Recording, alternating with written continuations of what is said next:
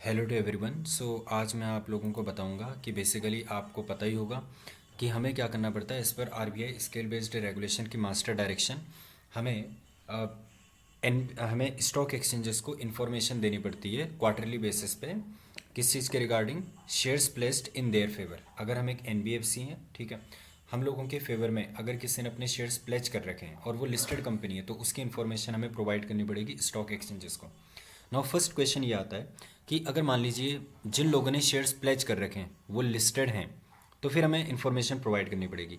अब मैं information provide कर रहा हूँ, हो सकता है कि मेरी एनबीएफसी लिस्टेड नहीं है, क्या बावजूद इसके मुझे इन्फॉर्मेशन प्रोवाइड करनी पड़ेगी? The answer is yes. अब सवाल आएगा कि उस केस में तो मैं जब लिस्टेड नहीं हूँ तो मेरे बीएससी और एनएससी में तो कोई लॉगिन क्रेडेंशियल्स होंगे नहीं। तो इस पर्पस के लिए, just for the sake of filing this information on the stock exchanges, BSc और एनएसए ने अपने अपने लॉगिन क्रेडेंशियल्स क्रिएट कर रखे हैं इस पर्पस के लिए। ठीक है, तो ये सर्कुलर है, आप इसको गूगल करेंगे तो ये ईजिली आपको मिल जाएगा। ठीक है, procedure for quarterly reporting of placed data bye NBFC. ठीक है, तो अगर आप इस सर्कुलर को पढ़ेंगे तो अकॉर्डिंगली सबसे पहले आपको क्या करना पड़ेगा, अपने लॉगिन क्रेडेंशियल्स यहाँ पे क्रिएट करने पड़ेंगे। और once you created your login credentials, ठीक है, तो फिर आपको क्या करना पड़ेगा, आप इस अकॉर्डिंग फिर अपनी इन्फॉर्मेशन को फाइल वहाँ पर कर सकते हैं। ठीक है, ईजिली आपका ये फाइल हो जाता है। अब कई बार क्या होता है, ये बीएससी का है, ठीक है ना, बीएससी में आपको सेपरेट लॉगिन क्रेडेंशियल्स अपने बनाने पड़ेंगे और एनएससी में भी आपको अपने लॉगिन क्रेडेंशियल्स बनाने पड़ेंगे। एनएससी में आप जब रैंडमली गूगल में नीप्स लॉगिन मतलब नीप्स टाइप करेंगे तो इस तरह से आपको यहाँ पर एनबीएफसी हेल्प किट आपको दिखेगी। तो ये आपको देखो यहाँ पर दिखा रहा है वो कि आपको कैसे, सबसे पहले तो वो कह रहे हैं कि आपको लॉगिन क्रेडेंशियल्स क्रिएट करने हैं। तो इसके लिए आप क्या करेंगे, ये अगर आप पढ़ेंगे तो इसमें लिख रखा है कि बेसिकली आपको ये इन्फॉर्मेशन क्या करनी है, these information has to be provided. ठीक है, आप मेल के थ्रू प्रोवाइड कर देंगे, फिर वो आपको मेल पे रिवर्ट करेंगे, आपके लॉगिन क्रेडेंशियल्स बन जाएंगे। जब आपके लॉगिन क्रेडेंशियल्स बन जाएंगे फिर आप लॉगिन करेंगे। ठीक है, देखो यहाँ पे लिखा है आफ्टर लॉगिन, तो आपको ये चीज़ें यहाँ पर ईजिली, ये मतलब सेल्फ इंटरेस्टेड हो, आप इसको देख करके भर लेंगे।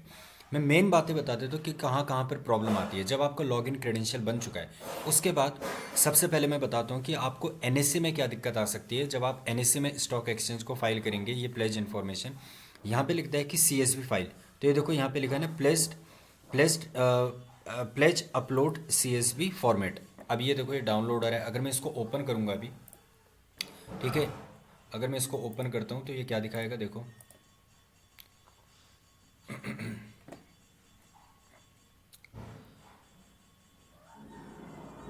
अब आपको क्या करना पड़ेगा, आपको ये इन्फॉर्मेशन यहाँ पर फाइल करनी पड़ेगी। ठीक है ना, ये इन्फॉर्मेशन आपको यहाँ पर फाइल करनी पड़ेगी। ठीक है, मेरी बात यहाँ पर ध्यान से सुनना, आपको कॉपी पेस्ट यहाँ पर नहीं करना, क्योंकि जब आप अल्टीमेट अपलोड करेंगे तो फिर ये एरर शो करेगा। आपको टाइप करना है और आपको कैपिटल लेटर में ही टाइप करना है। समझ आ रही है बात आपको टाइप करना है और that to in capital letter. ठीक है, और उसके बाद आप इसको सेव कर देंगे। और जो ये फाइल का नाम होगा, जब आप इस फाइल को नाम देंगे तो फाइल का नाम क्या होना चाहिए वो भी मैं आपको बता देता हूँ। यहाँ पे ये लिखते हैं कि जो फाइल का नाम है, आपको सबसे पहले आरबीआई का रजिस्ट्रेशन नंबर लिखना है, जो भी आपका आरबीआई का रजिस्ट्रेशन नंबर होगा। ठीक है, अंडर स्कोर करके ईयर एंड मंथ। अब ये ईयर एंड मंथ का क्या लिखेंगे, जैसे मैं इन्फॉर्मेशन कब प्रोवाइड कर रहा हूँ, मान लीजिए मैं 2024 में प्रोवाइड कर रहा हूँ और जनवरी में प्रोवाइड कर रहा हूँ, तो आप लिखेंगे 202401। 01 स्टैंड्स फॉर जनवरी, कि आप जनवरी में फाइल कर रहे हैं, तो फाइल का नाम आप इस अकॉर्डिंग लिखेंगे। इसमें बहुत प्रॉब्लम आती है तो मैं आपको बता देता हूँ।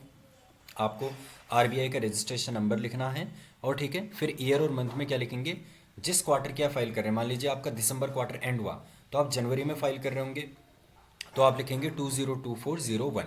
ठीक है, मैं एक एग्जांपल आपको दे देता हूँ।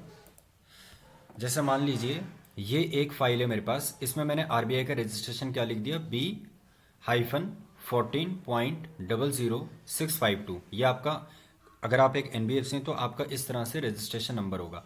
फिर मैंने अंडर स्कोर लिख करके 2024-01 लिख दिया। 2024 क्यों लिखा, कि मैं 2024 में फाइलिंग कर रहा हूँ, और 01 क्यों लिख दिया, कि मैं इस मंथ में फाइलिंग कर रहा हूँ। ठीक है, तो आपको ये बात यहाँ पर याद होनी चाहिए। ठीक है, इसमें आपका एरर कई बार आ जाता है। ओके, अब बात करते हैं बीएससी में क्या प्रॉब्लम होती है। बीएससी में प्रॉब्लम होती है कि आपको वो बीएससी में किस तरह का एरर दिखाएगा वो भी मैं बता देता हूँ। जब आप बीएससी में फाइल, अब यहाँ पर अगर आप देखेंगे कि जब मैंने ये बीएससी में अपना रिकॉर्ड सबमिट किया तो इसने इस तरह की एरर लिख दी कि वैलिड स्क्रिप्ट कोड आपको लिखना है। तो स्क्रिप्ट कोड वाली फाइल आपकी होनी चाहिए। मैं आपको बता देता हूँ आपको बीएससी में किस तरह की फ़ाइल बनानी पड़ेगी। बीएससी के रिगार्डिंग जो आप बनाएंगे, सबसे पहले तो आप यहाँ पे आईसी नंबर लिख देंगे, फिर कितना अमाउंट प्लेस्ड है वो लिख देंगे।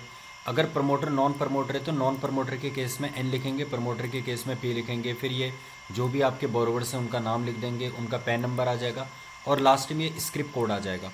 तो बीएससी में जो आप इन्फॉर्मेशन फाइल करेंगे वो केवल वही इन्फॉर्मेशन फाइल करेंगे जो कंपनी बीएससी में लिस्टेड है, केवल उसी की डिटेल बीएससी यहाँ पर एक्सेप्ट करेगा, ठीक है। और किसी की डिटेल बीएससी एक्सेप्ट नहीं करता। और जब भी आप इन्फॉर्मेशन फाइल करेंगे तो ये बीएससी वालों ने बता रखा है कि आपको किस फॉर्मेट में इन्फॉर्मेशन फाइल करनी है। तो मैं आपको बता देता हूँ, बीएससी कहता है कि या तो आप सीएसवी फाइल के फॉर्मेट में इन्फॉर्मेशन प्रोवाइड कीजिए या फिर आप टीएक्सटी फॉर्मेट में इन्फॉर्मेशन प्रोवाइड कीजिए। और अगर आपको कभी भी कोई भी दिक्कत होती है तो आप इन लोगों से कनेक्ट कर सकते हैं। मैं बीएससी के रिगार्डिंग आपको एक और नंबर प्रोवाइड कर देता हूँ। अगर बीएससी के रिगार्डिंग आपको कोई दिक्कत होती है तो मैं एक पर्सन है उनका नंबर देता हूँ, वो आपको ईजिली यहाँ पर मदद कर देंगे। तो ये नंबर मैंने आपको बता दिया। बीएससी में अगर आपको प्लेजिंग के रिगार्डिंग कोई भी दिक्कत होती है तो हॉर्मोस करके एक पर्सन है, ये बहुत अच्छे हैं, आप इनसे कांटेक्ट कर सकते हैं, ये आपकी इजीली यहाँ पर मदद कर देंगे, ठीक है। तो इसके अलावा अगर आपको कोई भी प्रॉब्लम होती है प्लेज की इन्फॉर्मेशन फाइल करने के रिगार्डिंग, कोई भी अगर आपके डाउट हैं तो आप इस नंबर में कांटेक्ट कर सकते हैं मुझे। ये मेरा व्हाट्सएप नंबर है 9911483686। ये जो प्लेज फाइलिंग के रिगार्डिंग अगर आपको कोई भी प्रॉब्लम आती है तो आप मुझसे कनेक्ट कर सकते हैं at any time. Thank you so much.